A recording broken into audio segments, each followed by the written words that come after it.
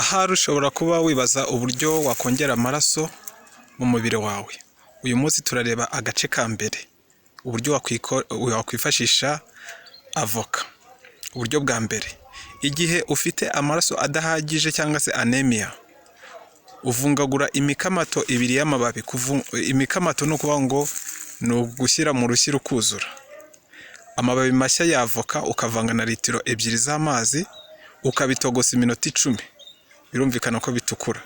Ureke bihore, uyungurure, unywe ikirahuri kimwe mu gitondo, ikindi nimugoroba. Ubikore iminsi 3 kugeza kuri 4.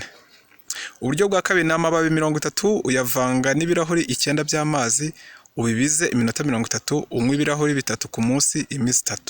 Uburyo bwa gatatu, amababi 30 ya avoka uyateke muri litiro y'amazi, bihore, udaheho ikirahuri kimwe, ukoroge igi, urisukemo, ubivange unywe ikirahuri kimwe buri nshuro 3 ku munsi kugeza ukize.